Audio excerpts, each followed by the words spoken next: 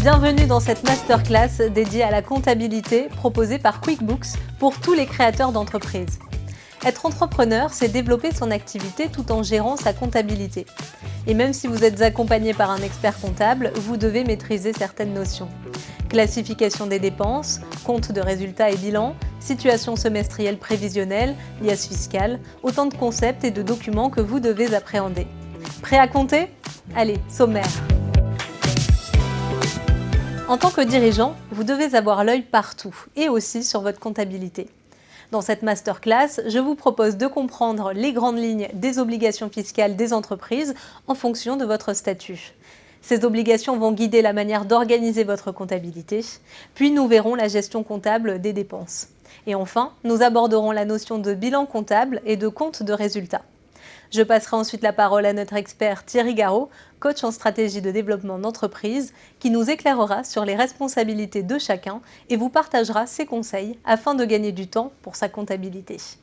Nous terminerons cette masterclass avec le témoignage de Marc Bodbol, expert comptable et président du cabinet d'audit expertise chez Cogesten, et qui nous fera part de l'importance de faire appel à un expert comptable, et ce dès le lancement de son activité, et de ne pas limiter cette relation à un rendez-vous par an. C'est parti pour cette masterclass dédiée à la comptabilité. Commençons par identifier les règles comptables que vous devez respecter en fonction de votre statut. Vous êtes en auto-entreprise. Vous n'avez pas besoin de collecter de TVA sur vos factures de vente. Vous bénéficiez du régime microfiscal. Vous n'avez qu'une déclaration complémentaire à remplir lorsqu'il est temps de déclarer vos impôts sur le revenu.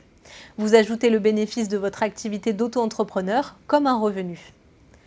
Grâce à cet allègement des formalités, les auto-entrepreneurs n'ont pas l'obligation de faire appel à un expert comptable, ni de fournir de comptes de résultats ou de bilan de fin d'année.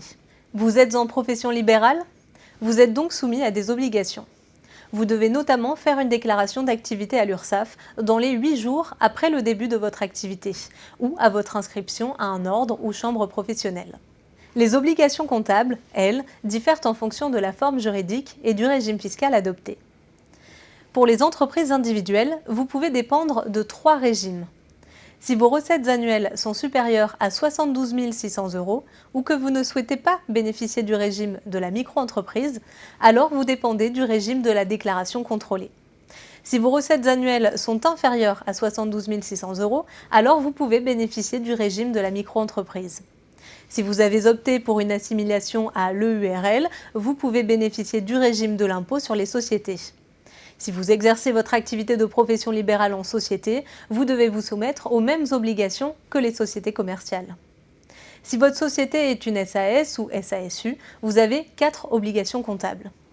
Ouvrir un compte à la banque à la création de la SASU, enregistrer les mouvements comptables de manière chronologique, établir un inventaire annuel pour contrôler le patrimoine, en déduire les comptes annuels à déposer au greffe du tribunal de commerce à la date de clôture du premier exercice et en fin d'exercice social.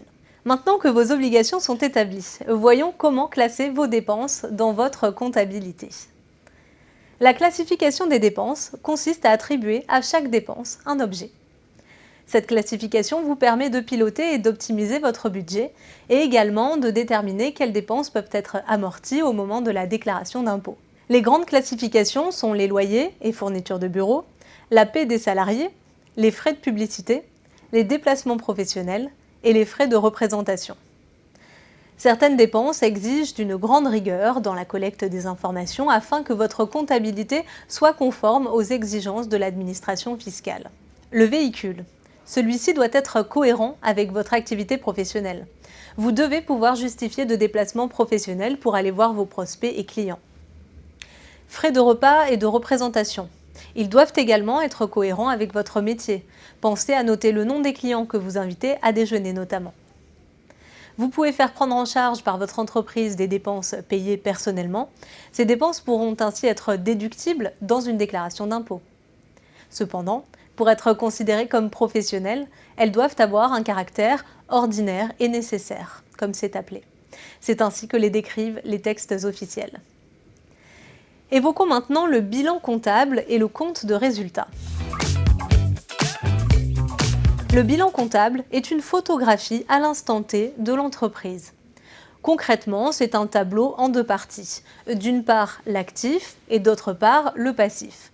Les éléments présents à l'actif du bilan comptable sont classés du moins liquide en haut au plus liquide en bas. Liquide voulant dire qu'il est rapide pour l'entreprise de récupérer les sommes concernées. L'actif du bilan comptable se compose comme suit. Les actifs immobilisés comprennent les biens considérés comme durables, comme un bâtiment ou une chaîne de production. Il s'agit des actifs corporels, mais aussi incorporels et financiers. Les actifs circulants sont les ressources qui ont vocation à varier. On y trouve le stock, les créances clients, les valeurs mobilières et les disponibilités. La trésorerie correspond aux sommes présentes sur vos comptes en banque. Les éléments présents au passif du bilan comptable sont classés du moins exigible au plus exigible. Le passif du bilan comptable se compose, lui, comme suit. Les capitaux propres, qui comprennent le capital social, les apports en compte courant des associés et le résultat de l'exercice précédent. Les dettes, c'est-à-dire les sommes dues aux fournisseurs, aux établissements bancaires et aux différentes administrations. La trésorerie passive, qui correspond aux découverts bancaires également. Maintenant que ces éléments sont, je l'espère, plus clairs pour vous, je vous propose de voir comment anticiper le bilan comptable. Tout d'abord, toutes vos pièces comptables doivent avoir été saisies au préalable, soit tout au long de l'année. Une bonne rigueur dans cette étape permettra d'être plus efficace au moment du bilan. Ensuite, il faut regarder vos opérations bancaires, qui peuvent apparaître après un certain décalage sur le relevé bancaire. Ce rapprochement bancaire va permettre d'avoir un bilan comptable au plus juste de la réalité financière de l'entreprise. Les comptes fournisseurs 401 et clients 411 sont eux traités à part. Le premier enregistre les factures reçues pour assurer la production ou les stocks et le second toutes les ventes. Ici aussi, vous devez prendre en compte les éventuelles factures non parvenues des produits déjà livrés et les factures non établies de prestations déjà livrées. Pour s'assurer que rien n'a été omis ou erroné, vous pouvez également faire une demande de confirmation de solde écrite à vos fournisseurs et à vos clients. Cette pratique est habituelle et vous serez certainement prochainement sollicité vous-même pour cela. Le compte de résultat est une analyse des produits et des charges liées à votre activité sur la période concernée. Il compile plusieurs choses. Ce que l'entreprise a vendu, les produits, et ce qu'elle a consommé, les charges. Et c'est la balance entre ces postes qui détermine le bénéfice ou la perte. Vous devez considérer votre compte de résultat avec une grande attention. En effet, c'est lui qui reflète la réalité de votre activité. Et si votre activité est rentable et dégage des bénéfices, votre bilan sera naturellement sain. C'est ainsi que nous vous recommandons de réaliser une situation comptable intermédiaire, par exemple à la fin du premier semestre de l'année. Elle vous permettra d'avoir une vision consolidée par des chiffres de votre activité réelle. Cette situation comptable intermédiaire pourra être envoyée à votre banque afin d'obtenir un prêt bancaire. Nous vous invitons à regarder la masterclass dédiée au développement d'entreprise. Dernière notion, la liasse fiscale. C'est un document qui regroupe, à l'occasion de la clôture de l'exercice, tous les documents comptables. Elle est généralement produite par votre cabinet d'expertise comptable et comme son nom l'indique, elle est adressée annuellement à l'administration fiscale. Vous l'avez noté, la comptabilité exige rigueur, organisation et compétence. C'est pourquoi dans de nombreux cas, il est préférable de s'appuyer sur un expert comptable. En développant une relation de confiance et de proximité avec lui, il saura être un précieux conseil pour vos décisions financières. Regardons ensemble. Même si dans certains cas, il est possible de tenir une comptabilité soi-même, faire appel à un expert comptable est un précieux atout pour s'assurer de la conformité de vos comptes et surtout vous faire gagner du temps. Mais comment choisir son expert comptable? Pour cela, vous devez vous poser 4 questions. Est-il inscrit au tableau de l'ordre des experts comptables? Pour information, le métier d'expert comptable est réglementé et ne peut être exercé que par un professionnel dûment enregistré auprès de l'ordre de la profession. Est-il disponible? Au fil des mois, vous allez avoir des questions. Assurez-vous que votre expert comptable dispose du temps nécessaire pour y répondre. Nous vous recommandons de confirmer sa disponibilité lors de l'établissement du devis et de ne pas retenir l'expert comptable sur le seul critère du prix. Notez aussi que le métier d'expert comptable est contraint par des périodes de forte activité, notamment lors de la finalisation des bilans. A-t-il une approche conseil ? Véritable business partner, il fait partie des interlocuteurs connaissant le plus précisément votre entreprise.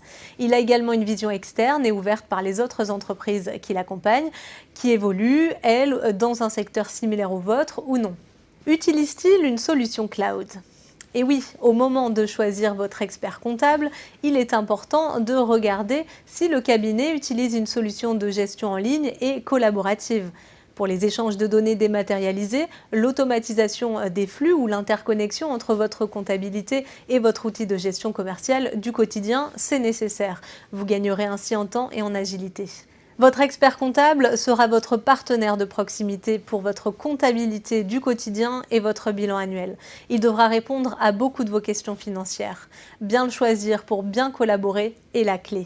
Prenez donc le temps d'échanger avec lui pour évaluer ses compétences et vérifier que vous partagez la même vision. Retrouvons maintenant Thierry Garot, notre coach expert en stratégie de développement entreprise. Lui-même entrepreneur, il vous éclairera sur le rôle de chacun au sein de l'écosystème comptable et vous partagera des conseils afin de gagner du temps sur le traitement de votre comptabilité. On se retrouve juste après.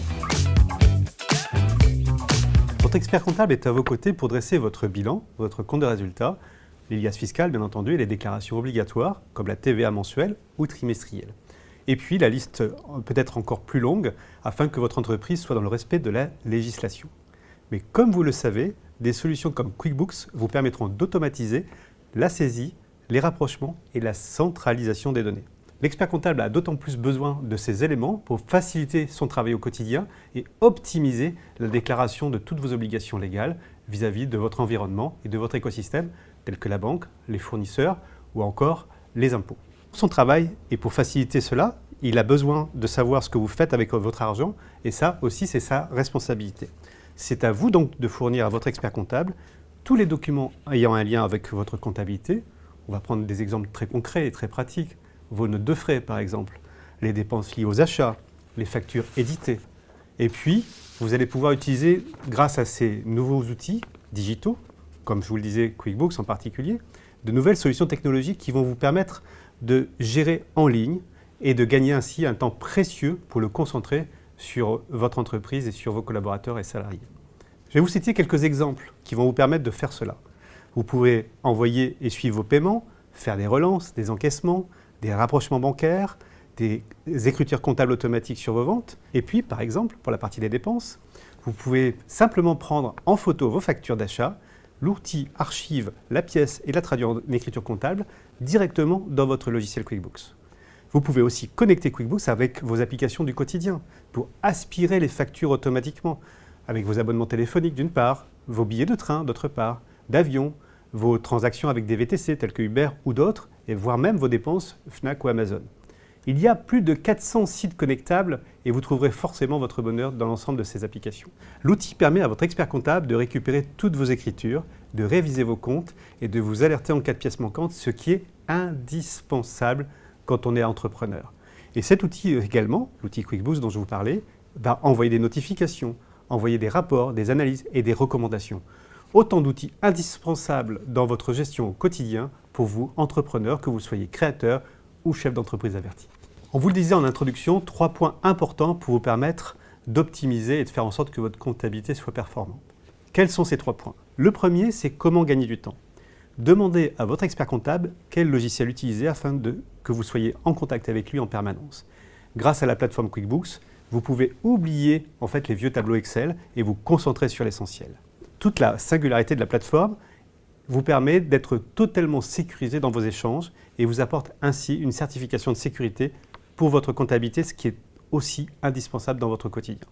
Évitez les solutions dites gratuites qui sont susceptibles de vous facturer la moindre option et faites en sorte de véritablement sécuriser l'ensemble de votre parcours comptable. Mais gagner du temps et faciliter le quotidien vous oblige à être respectueux aussi avec vos documents. Je m'explique. Un déjeuner avec un client, une note de frais, dès que vous avez votre addition, prenez-la aussitôt en photo, ajoutez un commentaire et vous la placez immédiatement dans votre logiciel grâce à l'application associée. Vous le voyez, il faut vraiment fluidifier votre compta au quotidien. Pas la peine de la faire chaque soir ou très tardivement, au quotidien, à chaque étape du développement de votre entreprise. En point numéro 2, ne pas se laisser déborder. La gestion quasi immédiate de vos documents que vous avez triés, classés et expédiés à votre expert comptable vous permettra déjà d'éviter de voir s'entasser sur votre bureau une pile de notes de frais. Là, je vous vois sourire. Effectivement, vous avez raison. La gestion automatique vous permet de gagner un temps précieux. Et la notion de facture payée ou oubliée est aussi importante pour vous, puisque là, vous aurez en fait la vision claire et pratique de l'ensemble de ces éléments. Des devis évidemment, qui ne sont pas transformés en facture, et des documents fiscaux, sociaux, oubliés tout simplement. Vous voyez, grâce à cette solution digitale, là, vous allez gagner un temps précieux, surtout ne pas vous laisser déborder. Vous saurez en temps réel aussi qui a payé ou pas, qui vous devez relancer là aussi dans de bonnes conditions. Et en fonction de la taille de votre entreprise, vous allez planifier à minima quelques heures, voire 1 ou 2 chaque semaine, pour faire le point et classer vos documents, les trier, faire éventuellement des relances d'impayés. N'oubliez pas non plus que vous êtes responsable de cette partie et que le temps consacré à votre comptabilité fait aussi partie de votre activité. Beaucoup de chefs d'entreprise se disent que finalement, la comptabilité, c'est une tâche administrative et rébarbative. Considérez-la comme un investissement et vous verrez que vous ne la percevrez pas de la même manière et qu'elle servira l'intérêt du développement de votre activité. Place maintenant à notre séquence Parole à l'invité, pour laquelle j'ai eu le plaisir de recevoir Marc Bodbol, expert comptable et président du cabinet Cogesten. Il nous partage son expérience avec de multiples entrepreneurs et ses conseils également afin de mettre en place une comptabilité plus performante. Marc Bodbol, bonjour. Bonjour. Merci d'être là pour cette interview. Ma première question, quels avantages y a-t-il à faire appel à un expert comptable dès le début de son activité ? Dès le début du démarrage de l'activité du créateur, oui, c'est important de dire dès le début.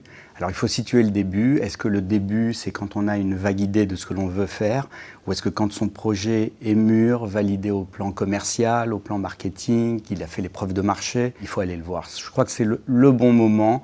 C'est vraiment quand le projet est posé et que la preuve de marché est faite. À partir de là, oui, il faut le rencontrer. Donc il ne faut pas trop tarder parce que le projet doit être mis sur des rails. Et mettre sur des rails un projet, ça prend du temps. Il y a beaucoup de préparation quand on constitue une société. Il faut d'abord savoir quelle forme juridique on va retenir, comment structurer capitalistiquement son projet. Forme juridique, ça veut dire, est-ce que ça va être en société? Est-ce que ça va être en entrepreneuriat individuel? Quel type de société? Ce sont des sujets qui sont structurants et qui sont compliqués à défaire. Structurants, pourquoi? Parce qu'on a des associés, on anticipe, il faut anticiper les éventuelles disputes, les parcours de vie ne sont pas forcément les mêmes. Donc la rédaction de pactes qui prévoient de défaire facilement, sans mettre à mal l'entreprise, des associations, c'est important. Et ça se prévoit au démarrage de l'entreprise. La forme juridique aussi, c'est important. Patrimonialement, il peut y avoir des impacts selon le statut juridique adopté. Et puis, souvent, les créateurs d'entreprises peuvent venir du salariat, peuvent être demandeurs d'emploi, les parcours sont différents, ça peut même être de jeunes retraités. Les jeunes retraités peuvent vivre une deuxième vie, il faut analyser, je pense au cumul emploi-retraite, les dispositifs qui existent pour savoir si ils y ont droit et dans quelles conditions. Il peut y avoir des sujets d'émissions légitimes pour bénéficier d'aide à la création d'entreprise. On n'y pense pas, mais les dossiers sont un peu longs à instruire. Et pour avoir droit aux aides à la création ou à la reprise d'entreprise, il faut également être en situation de pouvoir être demandeur. Mais on pense aux start-upers et aux sociétés innovantes, il n'y a pas que. Il y a également les TPE, les PME. Quand on lance un projet, on a besoin de le financer, d'avoir recours aux banques. Alors, il vaut mieux être artisan inscrit à la Chambre des métiers et avoir suivi son stage. Ça prend quelques jours pour bénéficier de ces taux bonifiés. Voilà, ça c'est le côté PME, commerçants, etc. Les start-upers, le monde d'aide et de dispositifs est infini. On a la BPI France qui a mis en place des dispositifs incitatifs, des prêts bonifiés, des prêts participatifs, de la contre-garantie aux dirigeants pour pouvoir obtenir du financement bancaire. Voilà.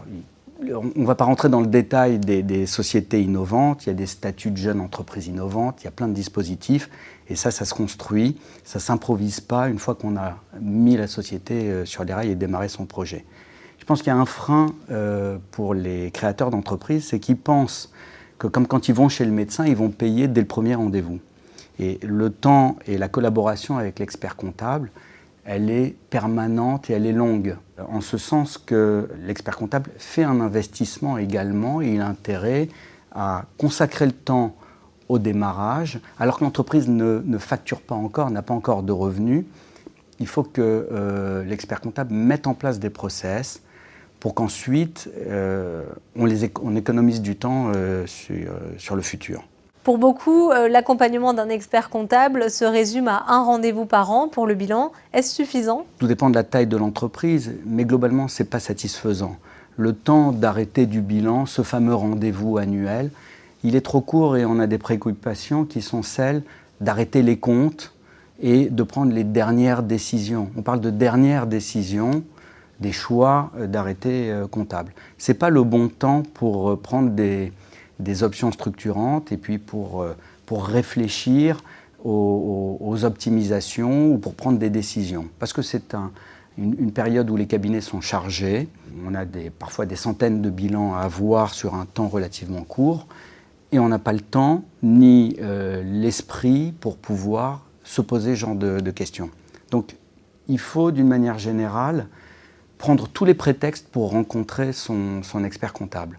Et ça peut être le choix d'un CRM. L'expert comptable n'est pas forcément spécialisé en CRM. Mais par contre, il a vu beaucoup d'entreprises de taille et de métiers différents. Et d'une manière générale, il a vu les erreurs qui ont été commises par certaines entreprises, trop ambitieuses et mal adaptées. Donc, en fait, il est une sorte d'aide à la prise de décision et il a le recul et l'expérience, enfin pour ma part il y a une trentaine d'années au moins, donc il a l'aide et le recul pour pouvoir choisir, aider à choisir, parce que la décision elle revient toujours au chef d'entreprise. C'est lui qui fait son choix en définitive, mais l'aider à débriefer et à raisonner à haute voix, c'est pas mal, ça l'aide. Quelle relation peut-on avoir avec son expert comptable? Elle se construit un peu au fil des années. On ne devient pas copain, et puis ce n'est pas l'objectif. Il y a une vie personnelle et une vie professionnelle. La vie professionnelle, elle est faite de confiance et de transparence. Quand je dis transparence, c'est qu'il faut tout dire à son expert comptable, en tout cas au plan professionnel. Il faut tout lui dire, parce qu'il est là pour, et c'est notre prestation de serment, il est là pour respecter et faire respecter les lois. Mais il est également là pour prévenir des erreurs par méconnaissance des chefs d'entreprise. Et il est important qu'il l'alerte sur des situations de risque qui peuvent être délicates. On n'est pas des agents du fisc, mais néanmoins, si on cherche des optimisations dans le respect de la légalité, il faut qu'elles soient défendables, solides et qu'elles ne mettent pas en difficulté l'entreprise.